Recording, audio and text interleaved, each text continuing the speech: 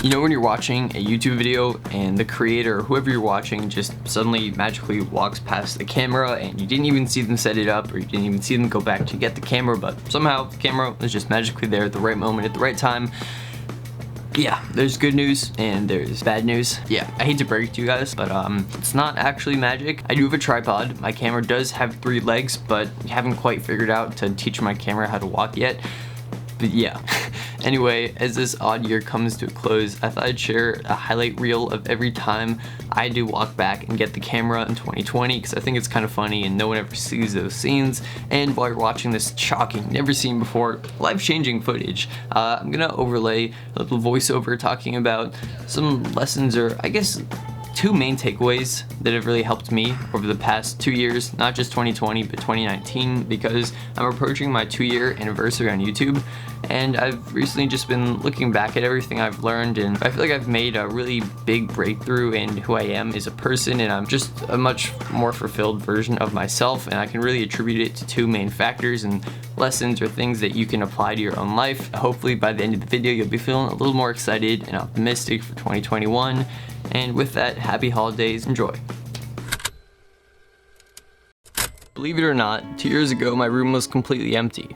I had to pack up all my belongings into a suitcase and a backpack, which I'd be living out of for the next 7 months. This taught me my first lesson that loss can be a fresh start, and also a step towards new beginnings, and that less is sometimes more. When I moved to France on January 1st of 2019, I had to leave behind all of my friends, my childhood home, and all the comforts that my country had provided me. I was forced to step outside of a bubble and dive into what felt like a beautiful cold shower. A cold shower is actually a really good metaphor for what moving to a new country feels like. You're stripping down your clothes and losing all of your comfort and warmth that they provided you. You are at your rawest and most vulnerable state. There's a fear and a slight hesitation to go into the shower. It's cold, it's unknown, it's uncomfortable, and you don't really actually need to do it. But once you step over that first barrier and go in, the initial shock definitely stinks. It takes your breath and your body shivers as it tries to get back to its homeostatic state. Static? Okay, I think I got that right. Anyway, after a while, it actually starts to feel good. You're refreshed and you feel alive. It wasn't as bad as you thought it was going to be, and for some odd reason, you start to crave this feeling of cold and discomfort. This is often the cycle that new experiences follow.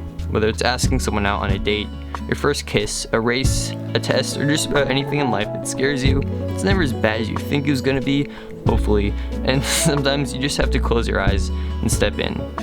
And this is something that I'm working at getting better at.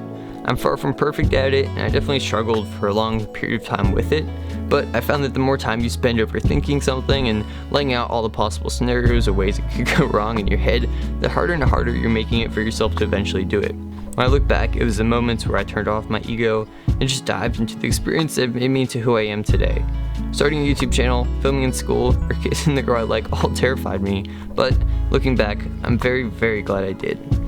Sometimes you just gotta do it and see what happens. With consent, of course. After my 7 months in France, my vision for the future had never... I can't say vision. I'd never felt so optimistic about the future, and my perspective shifted profoundly during this period of time due to my continuous state of living around and being in uncomfortable situations.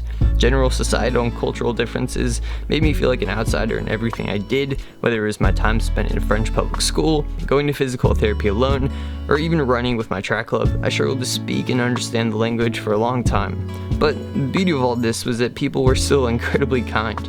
Every time I felt uncomfortable, I was met with the surprise of things not being as bad as I thought they'd be. This almost flow state-like sequence of experiences that I was living in reinforced my optimism in people, the world, and our ability as a society to prevail. I didn't quite understand where my optimism was coming from at the time, but I'm now able to, look back and pinpoint certain moments and periods of growth, which allows me to solidify what I've learned and how I can move forwards from there.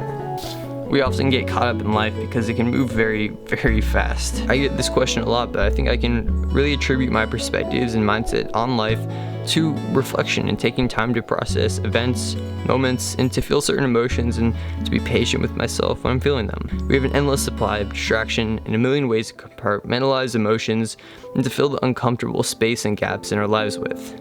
But to summarize, new experiences are good. but if you don't know why they're good or what you've learned from them, they lose half their value. Once you can understand what you've learned, you can start fine-tuning your life and figuring out more and more about how you operate.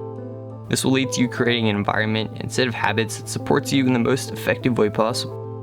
I found that journaling is one of the most helpful ways of reflecting, but it can also help to get an outsider's perspective when processing events or experiences, so talking to friends or loved ones can be just as helpful. If you can get into a state of trying new things and then spending time to reflect, you'll be put into what I like to call the flow state of life.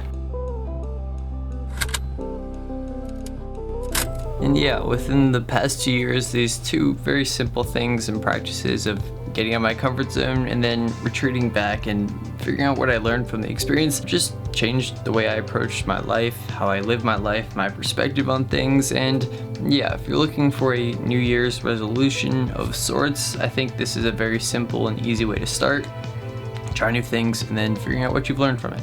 Very simple, but it's helped me out a lot. And yeah, as we head into the new year, I'm very, very excited for all the opportunities that lay in front of us. I'm just excited to start sharing more stories, ideas, perspectives in a fun and creative way. So yeah, in an effort to wrap this up, thank you so much for watching, and I'll see you in Perspectopia. Happy holidays, and I'll see you next year.